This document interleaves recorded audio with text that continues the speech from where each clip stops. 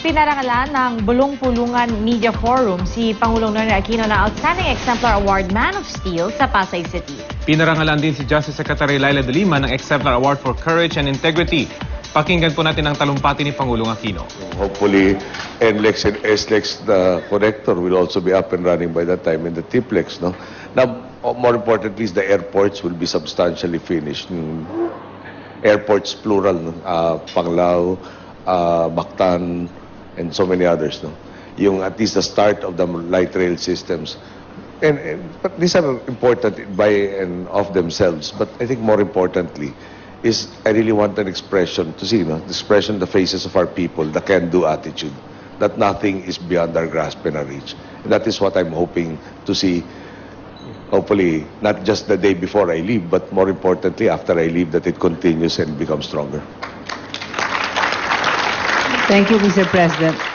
Selma, would you like to ask the next one? Selma San Juan of the Philippine Daily Inquirer. Good morning, Mr. President. We feel we're glad to see you looking good and well despite the calamities. I have two questions. The first question is perhaps you can give the reasons yourself, although we have read it already. The main reasons you appointed Senator Lacson as rehabilitation czar, and also how your government will assure transparency in the allocation of the massive foreign aid that's coming in. And the second question is, you may not be the type of person to think about it so much, but what is your reaction to what people say that your approval ratings may be affected by all these calamities? Thank you. Thank you. Okay. Why Ping Lacson? Siguro Ping Lacson strikes me as a no-nonsense person.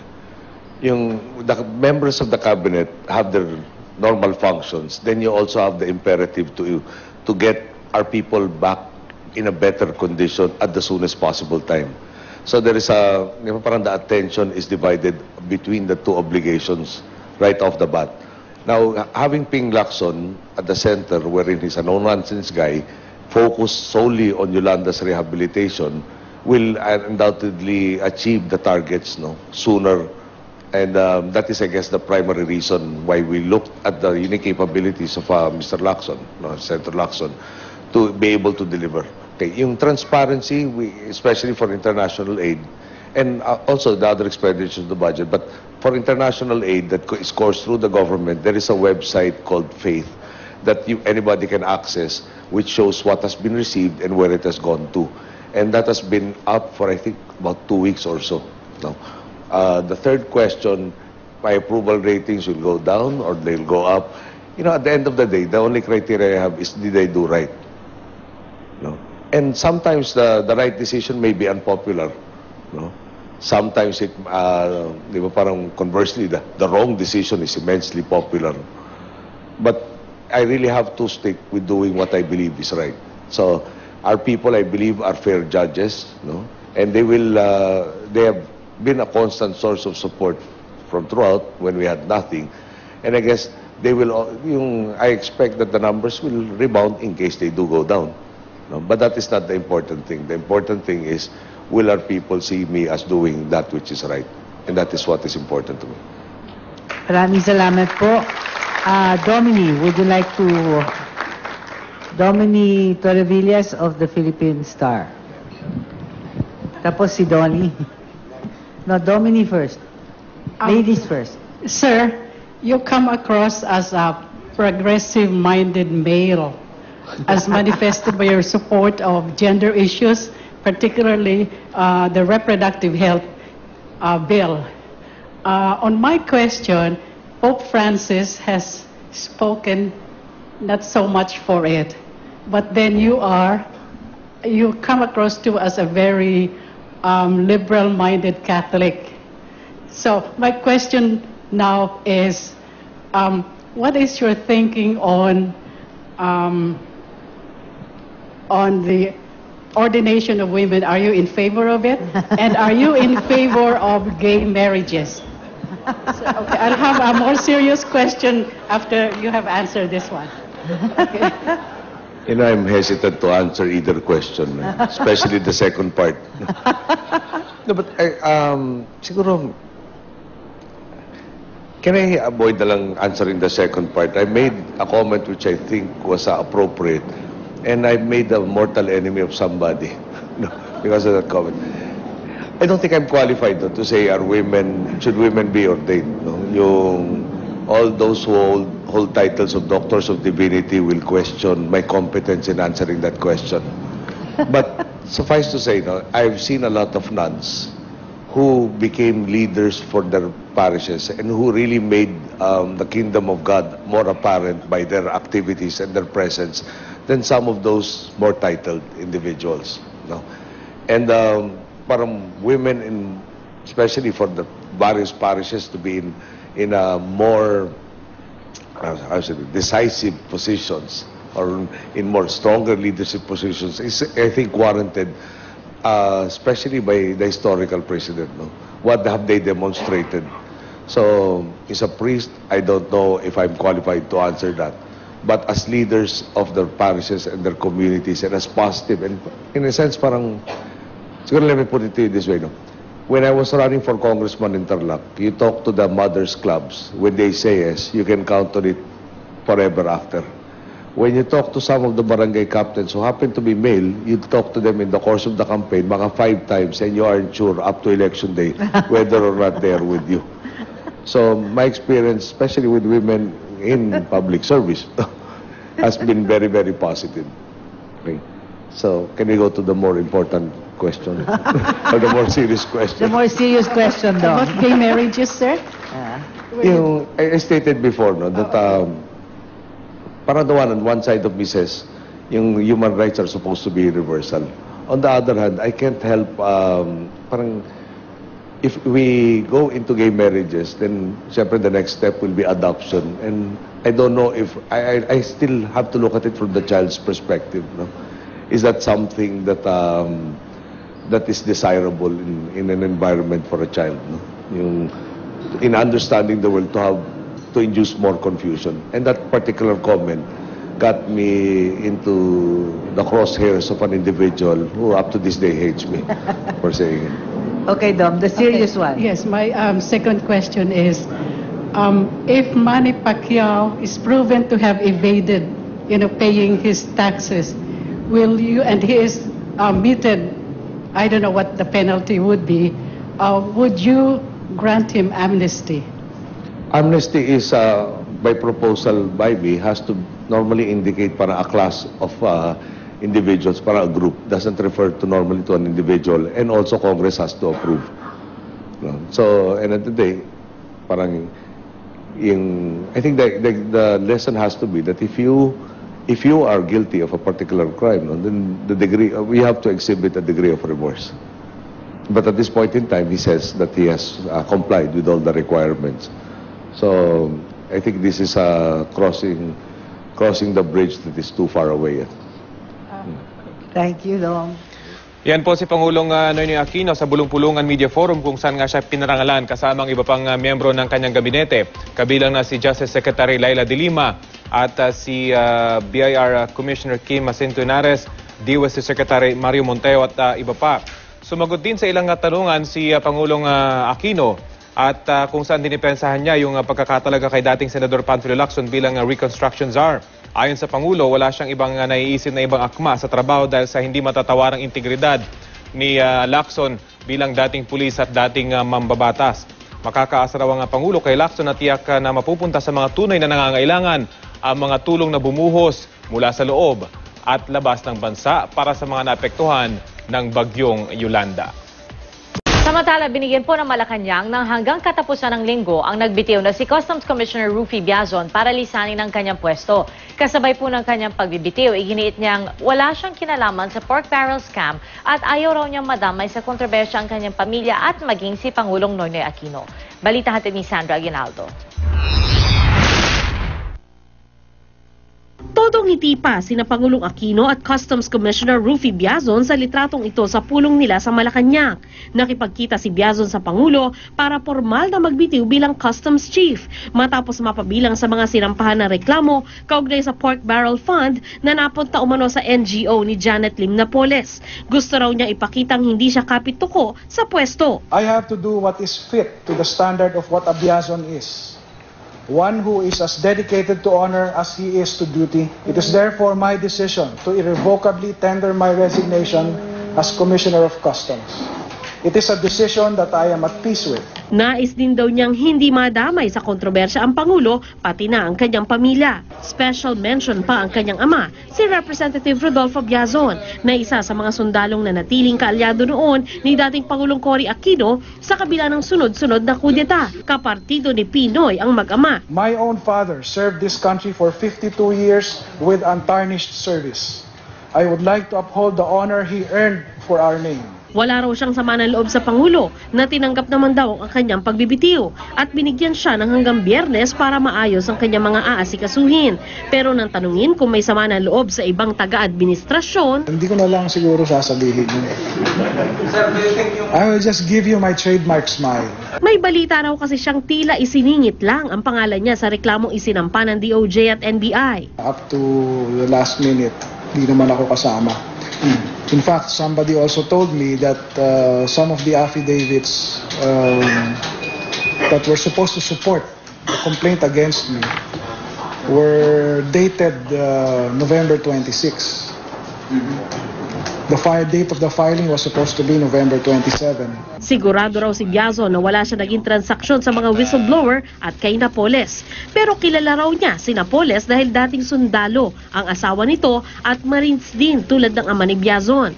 May ilang bagay pa raw sana siyang gustong tapusin sa customs pero masaya na rin nakapagpatupad siya ng reforma. Mula nang italaga si Biazon noong 2011, tumaas ang buwan ng koleksyon ng customs, batay sa pananaliksik ng GMA News Research. Pero makikita rin sa mga datos na lagi itong sablay sa pag-abot ng annual collection target. Masakit man daw para sa pamilya ni Muntinlupa Representative Rodolfo Biazon ang pagbibitiw ng anak, suportado pa rin daw nila ang nakababatang Biazon. I'm a father.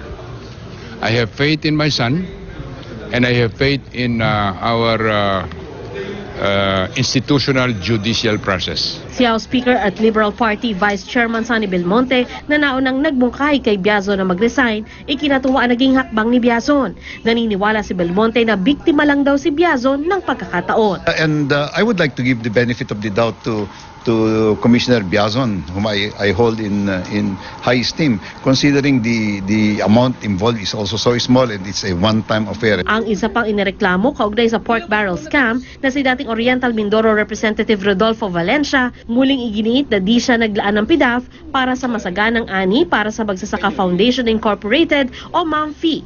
At peke raw ang mga pirma niya sa ilang dokumentong galing umano sa kanya. Humiling pangaraw siya na imbestigahan ito sa COA pero hindi sumagot ang ahensya. I will ask for a reinvestigation. And then tapos nun, in the same way na nilabas nila sa TV at saka sa Rosario, ilabas din nila ang kahinatnan ng kanilang investigation. Sandra Aguinaldo, GMA. Sa mga pasahero makakaengkwentro ng mga taxi driver na nangongontrata o di kay ayaw magsakay, huwag kayong magdalawang isip na magsumbong sa Land Transportation Office. Ayon sa ahensya, dumarami ang bilang ng mga taxi driver na lumalabag sa batas trapiko, lalo na tuwing magpapasko. Balitang hatid ni Cesar Apolinario. Unang sapak pa lang ng Oplan Isnabero sa dalawang mall sa Quezon City, nasita agad ang taxi driver na ito. May dala kasing pang-spray na may halong kemikal. Ayon sa LTO, may mga natanggap daw kasi silang mga reklamo mula sa mga pasahero na umano'y nahilo at nawala ng malay sa loob ng taxi at ninakawan pa. Kasi ito, ginagamit ng namin ito pagka may mga nakakang isda na medyo umaamoy. Maamoy tapos pero hindi naman wala na may epekto sa pasahero ito. Hindi ito yung inaano ng LTFRB, yung pinagbabawal. Hindi ito. Nang makumpirmang panglinis at pabango sa kotse ang laman ng spray, sinabihan ng taxi na ilagay ito sa compartment. Maya-maya pa isang taxi naman ang nasira dahil din sa lalalim ng spray. Kaya na natin dahil maraming gumagamit ngayon ito na yung nagpapahilo sa mga sa pasahero. Mga tulog ng pasahero, pag nakaamoy sila, na-sprayan, So, security reason, kumpiskahin na lang natin. Hindi natin masabing positive dahil hindi tayo expert dito. Dahil duda ang mga otoridad, kinumpiska ito para ipa-examine sa laboratorio. Kinuha rin ang pangalan at contact ng taxi driver. Lalo na pag may batang kasama. Yun, hindi po sigurado, kaya lang wala naman kami magagawa. Ito lang yung way namin para makauwi. Text na lang yung mga plate number, mga kailangang informasyon para at least naman kung may mangyari, may nakakaalam agad. Wala pang 5 minuto, isang taxi driver muli ang sinita. Sira kasi ang pinto ng taxi at napansin din ang suot nitong tsinelas na mahigpit ipinagbabawal ng ahensya. Nadiskubre ring illegal ang dokumento ng driver kaya kinuha ang lisensya nito. Body number is different from plate number. O kasi magiging misleading dun sa pasahero eh. Kung halimbawa may naiwan sa nagamit sa loob, tapos i-trace sa opisina, hindi natin ma-trace kasi iba yung makukuha natin iba yung mahanap natin na taxi kasi hindi naman kanya. Ayon sa LTO, tuwing ordinaryong araw, aabot sa mahigit 100 taxi driver ang nahuhuli dahil sa iba't ibang paglabag sa batas trapiko. Pero pagpasok ng bare months, lalo na ngayong Disyembre, doble o triple raw ang bilang ng nahuhuli sa buong Metro Manila pa lang. Nangunguna sa listahan ng violation ang contractual at refusal to convey. Ito yung taxi driver na nahuhuling nangongontrata at yung mga tumatanggi sa pasahero. Para po sa seguridad ng mga mananakay, para po sa publiko po ito. Serbisyo publiko po itong LTO law enforcement natin. Cesar Apolinario, GMA News. Makararanas ng katamtamang ulan at thunderstorm ang Bicol Region at mga lalawigan ng Aurora at Quezon ngayong Martes. Ayon po sa Pag-asa, dulot yan ang tail end ng isang cold front na direktang nakaapekto ngayon sa Central Luzon. Sa datos ng Weather Central, sasabayan ng makulimlim na papawiri ng ulan sa mga naturang lugar. Mahihinang ulan at bagyang maulap na langit naman ang inaasahan sa iba pang bahagi ng Luzon. Kabilang na ang Metro Manila, kung saan mataas ang tsansa ng ulan lalo na sa hapon. Mababa naman ang posibilidad ng ulan at magiging bahagyang maulap ang papawirin sa malaking bahagi ng Visayas at pati na rin sa Mindanao. Pero posible pa rin magka-thunderstorm lalo na sa hapon at gabi. Dahil naman sa malakas na hanging amihan, nakataas pa rin ang gale warning ng Pag-asa sa seaboards ng Northern Luzon at Eastern Seaboard ng Central at Southern Luzon kung saan posible pong umabot sa 5 metro ang taas ng alon. Kaya sa mga gumagamit ng maliliit na bangka, iwasan po munang maglayag dyan. Para sa iba pang detalye, bisitahin ang GMA Weather webpage o i-like at i-follow sa Facebook at Twitter. Ito ang GMA Weather, I am ready, serbisyong totoo ng GMA News. At sa puto ito, makakausap po natin si outgoing Customs Commissioner Rufy Biazon. Commissioner Biazon, magandang tanghali. Si PR Arcangel po ito. Yes, magandang tanghali, Pia. Oho. Commissioner, naging madali ho ba para sa inyo ang desisyong ito? Dahil parang ilang araw lang po matapos yung lumabas, no, yung itong batch or listahan ng mga pangalan ng DOJ, ay nakipagpulo na po kayo kay Pangulong Noynoy Aquino. Yes, madali naman. Tulad nga nung sa SONA noon, kung matatandaan nyo, immediately after ng talumpati ng Pangulo, naghanda ako ng resignation sa kanya. Ganon din naman kadali sa akin ngayon ito. Oho, pero bago ho ba kayo nagdesisyon, meron ho ba kayong mga kinonsulta? Kanina po, dun sa report po ni Sandra Aguinaldo, meron po siyang interview dun sa iyong ama, si Congressman Biazon, at sinabi po niya na may tiwala naman po siya sa inyo. Yes, although medyo may made up na, meron ng desisyon sa isip ko, siyempre pinagpatuloy ko pa rin ng pakikipag-usap. Sa katunayan na may mga nagsabi sa akin nga noon na huwag ko daw bitiwan yung pwesto dahil aligasyon lang naman yan, wala namang kasong nakasampa, pwede ko ipaglaban ang aking karapatan kahit na nakapwesto. Pero nung sinuli ko ng maigi, talagang nabuo na yung desisyon ko. Dahil nga yung sa mga dahilan na sinabi ko, una, ayoko nang humaba pa yung public discussion dyan at maapektuhan ng aking pamilya, lalo na yung aking mga anak. At gusto ko rin maiwas na ang patikos ay mapunta sa Pangulo. At siguro sa performance ko rin kasi ng trabaho dito, baka magapan ng mga kalaban ko yung issue na yan na lalong mahirapan ako sa implementasyon ng reform dito. Kaya mas mabuti ng bumitaw. Oho. Kamusta naman po yung naging meeting po ninyo kasama si Pangulong Noynoy Aquino? Doon sa picture po na tweet po ninyo, talagang all smiles kayong pareho. Well, very cordial and friendly naman yung atmosphere, syempre, no? Dahil hindi maaalis na maliban sa professional relationship namin, naging magkaibigan naman kami, no? At wala namang samaan ng loob ito dahil alam namin pareho na this is all part of the territory of being in public office. At doon po sa yung iba pong hininga ng reaksyon, sabi po nila parang, kumbaga, parang biktima lang daw kayo ng pagkakataon at napasama o nadawit po kayo sa isyong ito. Do you feel the same way, Commissioner? Well, gaya ng sabi ko, bahagi kasi ng public service yan, no? Yung accountability. Kung meron ng mga ibang may pananaw na iba, no? Ganun din talaga ang observation na lang nila. But sa akin, ano naman ako, no regrets naman sa mga pangyayari dahil tanggap natin it goes with the territory na merong ganyang klaseng panganib. So itong decision po ninyo, Commissioner, kumbaga irrevocable na po ito kasi like you mentioned after po nung SONA inalok nyo po or nag-alok po kayo na kayo mismo bibitiw po sa inyong posisyon. Yes, itong resignation ngayon is irrevocable. Dahil nga yung mga dahilan na nakikita ko it calls for, the situation calls for it. No? Yung doon naman sa SONA kasi, willing pa naman ako to take on the task, no? Yung mission, as long as may kumpiyansa ang Pangulo. So medyo magkaiba ang sitwasyon kasi. So meron ho ba kayong mga binabalak na ano ho magiging plano po ninyo ngayon na wala na po kayo sa public service? Well, una, attend to my personal affairs sa private citizen.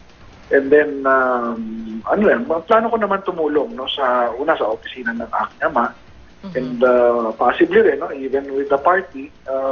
Tapos siguro in the future kung matapos kong asikasuhin itong issue na naibato sa akin, maaaring bumalik din tayo sa public service. Kailan ho ba, Commissioner, yung inyong official last day po dyan sa Bureau of Customs?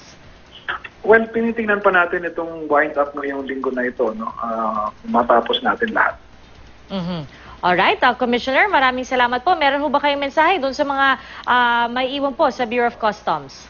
Well, yung palagi kong mensahe mula noong una akong pumasok sa kanila, no, na sana sila yung maging henerasyon ng mga customs officials and rank and file na makapagdulot ng reform sa Bureau, no, dahil dekada ng haba ng problema dito, henerasyon pa nga. Pero kung sila ang henerasyon na makagawa ng reforma, tunay na reforma, then siguro pasasalamatan sila ng taong bayan. Pero ngayon po, Commissioner, wala pa naman kayong kapalit sa ahensya? Well, wala pa naman akong nababalitaan. So patuloy lang tayo gawin yung trabaho day to day. Pero sino pong upong OIC habang wala pang official na kapalit? Hindi ko rin alam. Wala pa akong information doon. Alright. Well, outgoing Customs Commissioner Rufy Biazon, maraming salamat po sa inyo. Magandang tanghali. Maraming salamat, Pia. Magandang umaga. Kasunod po ng pagtaas ng presyo ng LPG, may dagdag singil naman ang ilang kumpanya ng langis sa mga produktong petrolyo ngayong araw. At bukod po dyan, may nakaamba na ring dagdag singil sa kuryente. Balitang hatid ni Micaela Papa. Malamig nga ang simoy ng hangin pero mainit naman ang dugo ng mga consumer sa sunod-sunod na dagdag singil ngayong Kapaskuhan. Noong December 1, ipinatupad na ang taas presyo ng LPG. Sa Solane, tumaas ng 11 pesos per kilo. Ang Liquigas nagdagdag ng 13 pesos kada kilo. Ang Petron Gasol naman nagtaas ng 14 pesos and 30 centavos kada kilo. Sa kabuuan, 143 pesos hanggang 157 pesos and 30 centavos ang dagdag bayarin sa isang 11 kilogram na tangke ng LPG. Ayon sa mga kumpanya ng langis, hindi talaga maiiwasan ang dagdag singil dahil sa pagtaas ng international contract price. Pero ang tanong ng marami, kung iisa lang ang international contract price na pinagbabasihan, bakit magkakaiba ang price adjustment ng bawat brand ng LPG?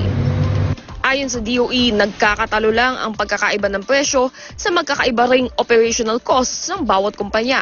Pero ang LPG Marketers Association o LPGMA hindi isinasantabi na maaring may pagbabaya o pananamantala na nagaganap sa panig ng oil companies. Kung kaya naman pinaiimbestigahan na raw nila sa Department of Energy ang ilang araw ng hindi pagbibigay ng produkto ng Petron at Pilipinas Shell sa mga nakakontrata nitong LPG dealers. Lang nawawalan ng supply through the reason na sinasabi nilang nasa maintenance sila, may pananadya. Kasama ho yun, may duda kami. Ngayong alas 6 naman ng umaga, magpapatupad din ang Petron ng price hike sa mga produktong petrolyo. Kumanda rin daw sa pagtaas ng singil ng kuryente, kaugnay ng mas mataas na generation charges, dulot ng pag-shutdown ng Malampaya Power Plant ng 1 buwan para sa scheduled maintenance. It's necessary to actually maintain Malampaya. Otherwise, pag nag-back down to, itong increase na ma-experience natin sa December, pag hindi maintain yung Malampaya, baka maging mas matagal pa. Ngunit ang magandang balita naman para sa mga nasalanta ng Bagyong Yolanda, inaasahang pagdating ng bisperas ng Pasko ay mapaiilawan na ang halos lahat ng apektadong lugar. Micaela Papa, GMA News. Kaugnay po ng balitang yan, makakausap natin si Jason Salvador, ang tagapagsalita ng LTO. Ginoong Salvador, magandang tanghali po. Si Rafi Timo po ito. Magandang tanghali, Sir Rafi, at sa lahat po ng nanonood sa atin ngayon. Opo. Kukumustahin ko lamang po yung inyong kampanya laban sa mga isnaberong at pasaway ng mga taxi drivers. Kumusta na po ito ngayon? Ay tayo busy at pinapaigting natin yung kampanya lalo na sa mga taxi drivers na namimili po ng pasahero. Alam niyo naman po ngayon malapit na po ang Kapaskuhan, ng ating mga kababayan ay abala sa pamamili, kaya po tayo nagbabanday po tayo sa mga major shopping centers, sa mga malls at sa mga groceries upang masigurado po natin na yung ating mga kaibigan taxi drivers ay napagsisilbihan po mabuti ang ating mga kababayan. Alam po natin na umiikot-ikot kayo sa mga matataong mga lugar, pero sapat po ba yung mga tauhan ninyo para sa kampanyang ito? Para masustain hanggang magpasko? We're trying to make do with what we have. Tinap na rin po natin ang LTO NCR, National Capital Region, upang tulungan tayo dito sa ating kampanya. And hopefully, yung presence natin is enough para maalala po ng ating mga taxi driver na kami po nandito upang paalalahanan sila tungkol sa kanilang sinumpaang paglilingkod sa ating mga kababayan. Ginoong Salvador, siguro yung tinitinan din ng mga pasahero dito sa isyong ito, yung mga nahuhuli, meron na ho ba talaga na prosecute ng mga nangungontrata at ilan na po ito at talaga bang tutuluyan sila? Ano po yung mga parusa para sa kanila? Seryosong-seryoso po tayo sa ating kampanya rito. In fact, ang penalties po niyan, magbabayad po sila kung sila yung mapapatunayan na tumatanggi or refuse to convey. Meron po yung 1 buwang suspension ng kanilang lisensya at may penalty po yan ng 1,200 pesos. Marami na po tayong nasita rito, marami na rin po tayong na-penalize. And hopefully, umiwas na po sila sa ganitong gawain. Lalo na magpapasko, gusto naman natin magkaayos-ayos lahat. Opo, bukod po ba sa taxi driver, meron ding pananagutan yung operator ng taxi? Well, kailangan ipinapaalala rin natin sa kanila na dapat responsibilidad nila yung kanilang mga tsuper o yung mga nagmamaneho sa kanila. Although ang license na ngayon kino-confiscate natin, pero kung paulit-ulit to mapapatunayan yung taxi nila ganun, maaari rin po natin silang i-penalize yung mga operator. Lihito mo po ba yung ibang mga rason ng mga driver na mapapalayo sila at malapit na silang gumarahe? Ito po kasi yung usually sinasabi nila sa mga pasahero. Anong isasagot dito ng pasahero kapag ito yung sinabi sa kanila ng taxi driver? Alam nyo, gusto naman natin unawain yung ating mga tsuper, Kaya lang, talaga namang meron silang sinumpaang tungkulin at yung prangkisa nila ay sinasabing dapat sila maghatid ng pasahero kung saan man sila patungo.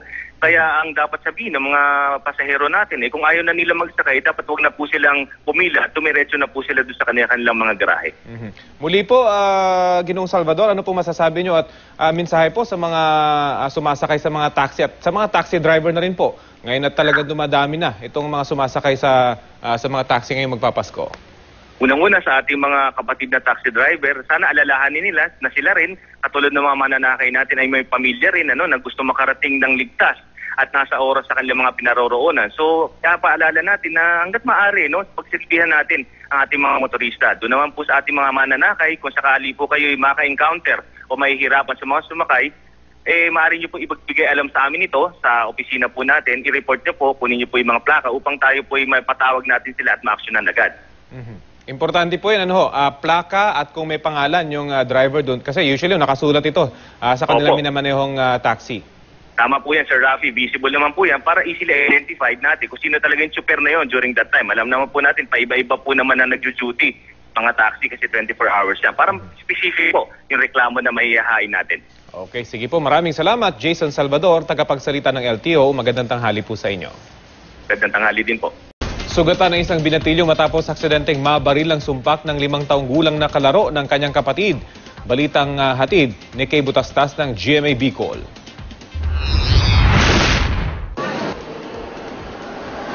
May tama ng bala ng sumpak sa tiyan at sa kamay ang 13 anyos sa batang ito mula sa bayan ng Balatan, Camarines Sur. Aksidente raw siyang nabaril ng 5 taong gulang na bata na kalaro ng kanyang nakababatang kapatid. Kwento ng biktima.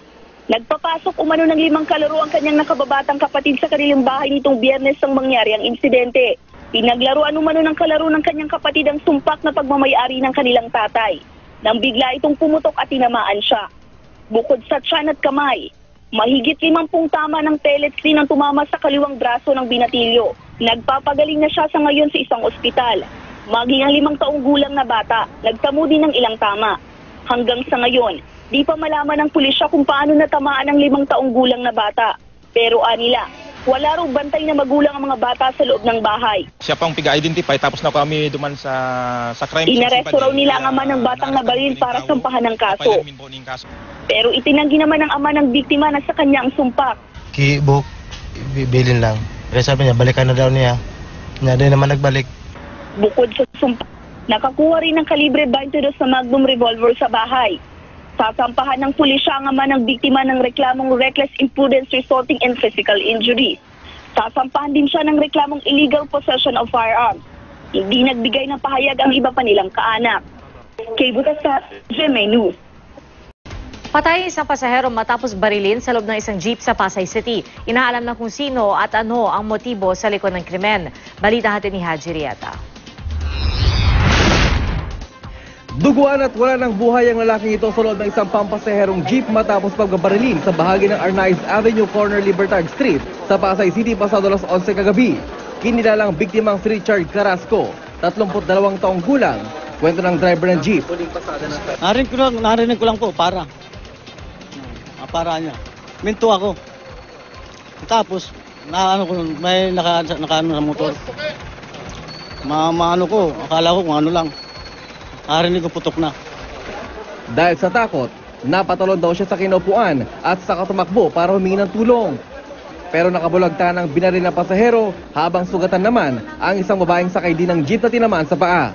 Isang tama ng bala ng 9mm sa kaliwang pisngi ng kinamatay ng biktima.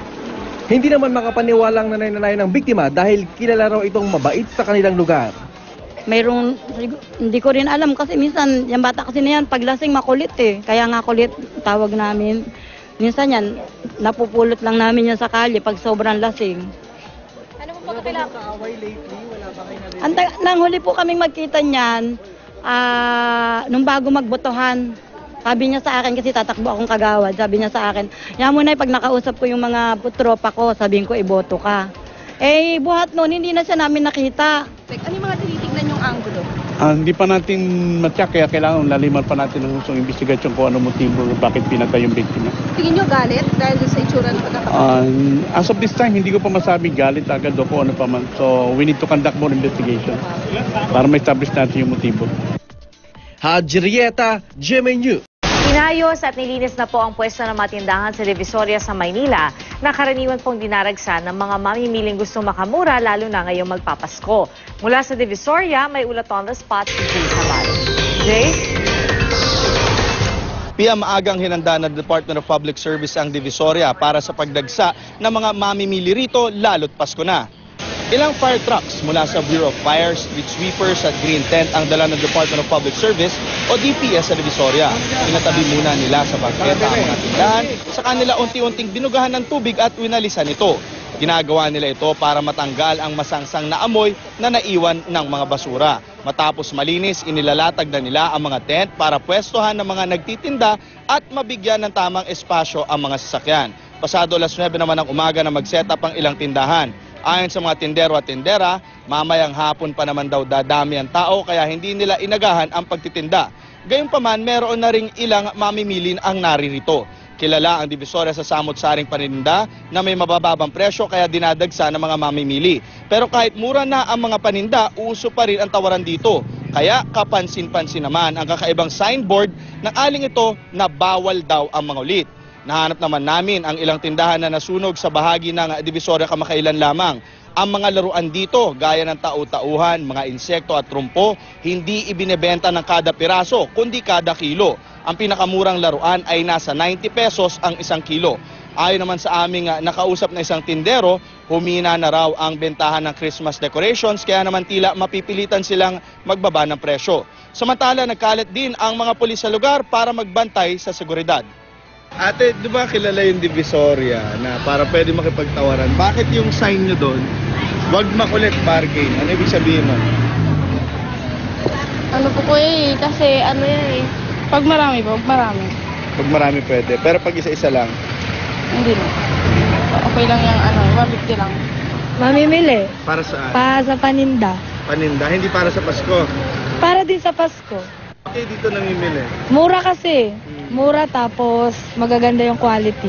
Ito po yung preparation sa Christmas. At kung maganda po ang kakatakbuhan nito, baka depende po sa ating Pangulo, Erap Estrada, na pwede ituloy po ito kung kaya maganda po ang kahitan. Bibigay na lang namin hanggat sa kaya namin ibigay yung presyo, pero pag hindi, tabi na lang namin. So far po, ang mga na-encounter po namin dito, yung mga pitas, kung tawagin, yung mga nangahablot po ng hikaw, yung mga bundol gang o ipit gang, yung mga nandudukot ng wallet, so snatching, and yung iba po talaga is petty crimes po.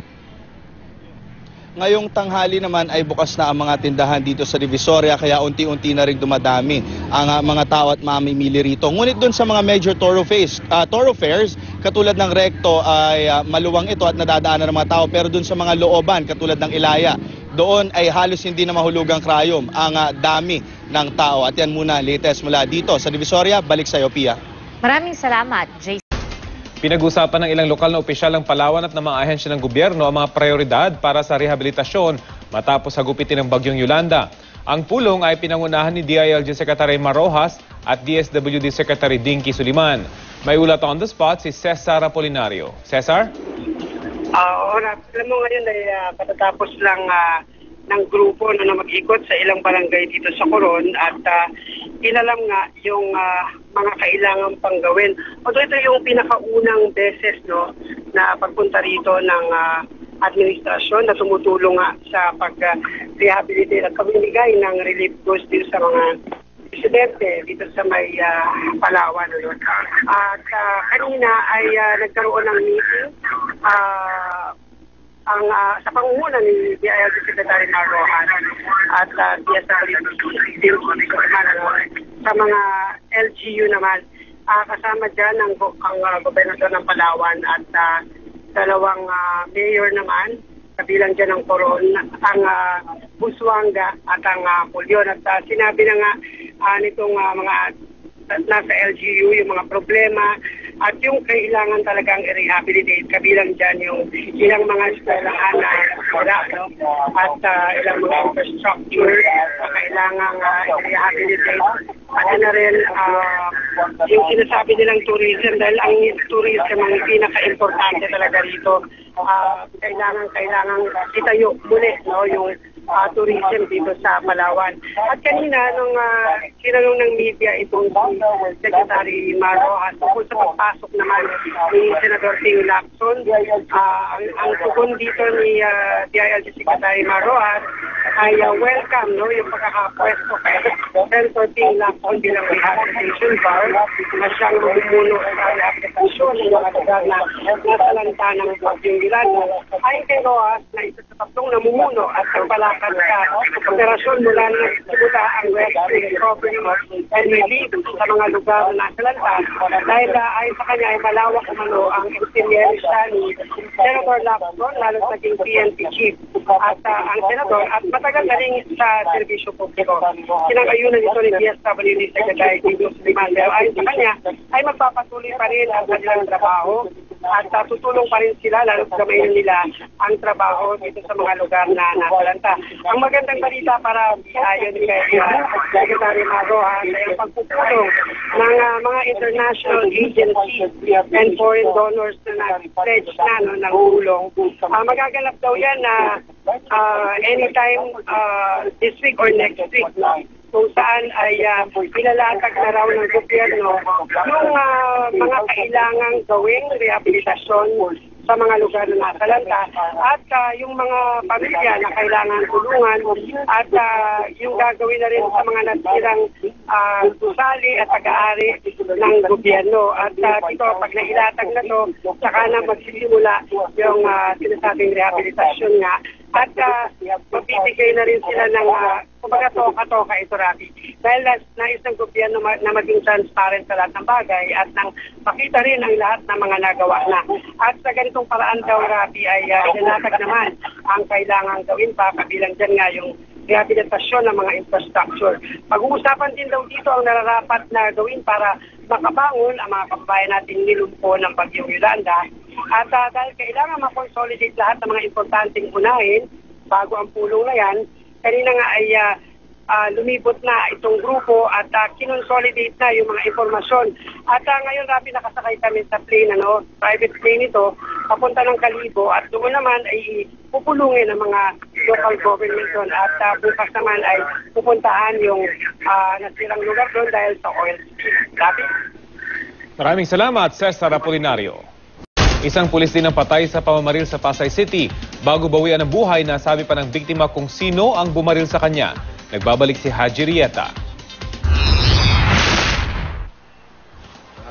Dead on arrival sa ospital si SPO1 Jesus Tizon matapos pagbabarilin sa Apelo Cruz Street sa Malibay, Pasay City. Pasado alas 2 sa madaling araw. Nag-ikot daw noon sa lugar ang mga operatiba ng Pasay Police nang nahiwalay sa grupo si Tizon. Ayon sa kasamahan ni Tizon na si SPO1 Henomar Heraldino, pinasok nito ang madilim na kalsada hanggang makarinig na lang sila ng mga putok. Nagpapatrolya sila dito sa pinangyari ng insidente. Tapos yung biktima napahiwalay sa kanila. At yun, narinig na lang nila na may pumutok. Yun na nga, nabaril na nga yung biktima. At wala na yung suspect, nakatakas na. Dinala nila yung biktima sa ospital agad. Ngunit diniklarang dead on arrival doon sa ospital. Nagtamo ng 5 tama ng caliber 30 sa katawan ng biktima na agad niyang ikinasawi. Pero bago malagutan ang hininga, nasabi pa raw nito sa mga kasamahan kung sino ang nagtumba sa kanya. Mga bandang 1:30 ng umaga, nagkakandak sila ng patrolling dito. It so happened may inakos itong si Tizon. At binitbit nga niya rito, hindi niya alam na may sumusunod pala sa kanya at pinagbabaril po siya. So possible na ito yung sumusunod sa kanya? Hindi po. Bago po ito dinala sa hospital ay nabanggit po niya ang pangalan na ito. Dati na raw nasangkot sa kaso ng pagtutulak na ipinagbabawal na droga ang suspect. Nang isagawang follow-up operation, wala na sa kanilang bahay ang suspect. Sa halip, naiwan nito ang ilang ebidensya na magdidiin sa kanya sa iba pang illegal na gawain. Ito yung mga nakuhang gamit doon sa bahay ng suspect sa pamamaril nga kay SPO1 na Tizon. At may ilang sachet na pinaghinala ang droga at itong ilang halaga ng pera. At may mga baril din, meron ding CCTV at meron ding isang maliit na live grenade. Hindi pa po namin ma-asserting kung ano talaga yung motibo. Kaya hindi po kami makapagbigay ng ano. Pero marami na siyang nahawakan ng mga malaking. Wala po siyang hinawakang malaking kaso kasi hindi naman po siya investigador. Usually patrol sila. Haji Rieta, GMA. Bakas ang saya sa mukha ni Boots Anson Roa at ng fiancé na si Attorney Francisco King Rodrigo nang humarap sa engagement party para sa kanilang mga kaibigan sa press. 7 taon ng byuda si Boots, 5 taon namang byudo si King. Ang kanilang pag-iibigan nagsimula raw matapos silang iset up ng kanya-kanyang anak at mga kapatid. Pero noong una raw ay hindi pa nagustuhan ni King ang ideya ng pagmamatch sa kanila ni Boots. We've been old friends from high school days, college days, mga kakaibigan ng mga pamilya namin. And when they brought Boots to the table where I was, somebody whispered in my ear na this is a setup, we're trying to match you and Boots. But this was only 2 years after the death of my wife. So after greeting her, I left the table right away. I think I slighted her. Pero matapos nooy tila nagsimula ng umusbong ang pag-ibig. At ngayon, may engagement ring na si Boots. At napagkasunduan na rin nilang magpakasal sa June 14, 2014, ang mismong 75th birthday ni King. Aside from the date, June 14, most likely in the afternoon yon, we have already talked to Cardinal Tagle, Cardinal Chito Tagle to be the celebrator or the celebrant. We have talked to ERAP to be our ninong and Marichu Vera Perez Maced. At kapag ang kamay ng ating kapuso ang ating hinagkan, ito ay patotoo ng ating pagsinta ay lubus-lubusan at di maglalaho magpakailanman. Ako sa iyo, Boots, humahalik kamay, kalaki pansumpa na sa habang buhay, ika'y mamahalin na walang kapantay at aarugain hanggang nabubuhay. Lars Santiago, GMA News. Ginit po ni Justice Secretary Laila De Lima na walang first list o unang listahan ng masasampahan ng reklamo kaugnay sa PDAF scam, gaya po ng sinabi ni Customs Commissioner Rufy Biazon. May ulat on the spot si Lia Manialac del Castillo. Lia? Tia, wala raw katotohanan ayon kay Justice Secretary Laila De Lima ang sinabi ni Customs Commissioner Rufy Biazon na may nagsabi raw sa kanya na wala naman siya sa unang listahan ng mga kakasuhan kaugnay nga ng second batch ng mga PDAF cases. Kumbaga ang info daw nitong si Commissioner Biazon ay naidagdag lamang siya nung mismong araw na isinampa na ang reklamo. Ayon kay De Lima, walang first list at sila lamang ng mga whistleblowers at ng mga NBI investigators ang nakakita ng listahan.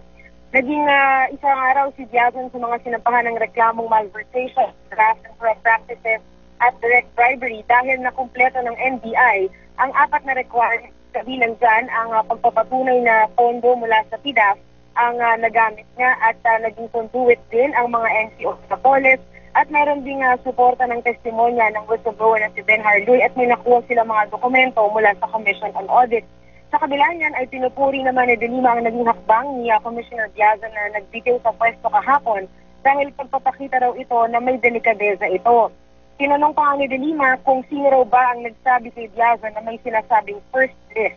Samantala, kaugnay naman ng ginagawang investigasyon ng NBI sa di umano'y pekeng saro na nadiskubre ng DBM ay pag-aaralan kung posibleng ipatawag din ang kongresista na sinasabing boss ng staff na unang nakitaan ng umano'y pekeng saro sa Region 2. Ayon kay De Lima, depende pa raw ito sa magiging sagot ng staff na pinatawag na rin ng NBI. Ngayong linggong ito ay inaasahan ay magkakaroon na ng update ang NBI kay De Lima sa ginagawa nilang investigasyon. Yeah? Maraming salamat, Lia Manialac del Castillo.